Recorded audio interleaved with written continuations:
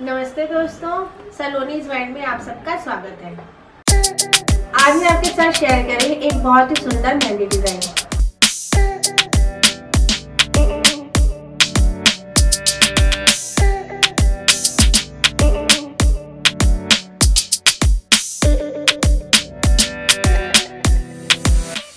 Friends, मैं जानना चाहती हूँ कि आपको मेरे कौन से डिज़ाइन सबसे ज़्यादा पसंद आते हैं। ग्रेविटी डिज़ाइन, 3D, ब्राइडल या फिर गोल्ड टिक्की। आप मुझे कमेंट करके ज़रूर बताएं।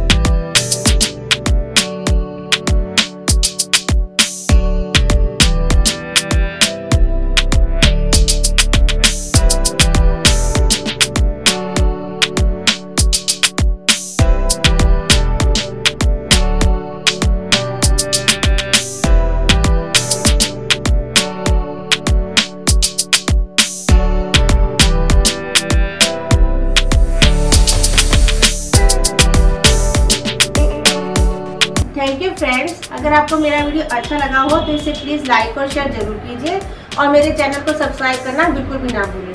मैं फिर आऊँगी एक नई वीडियो के साथ। तब तक के लिए टेक केयर। नमस्ते।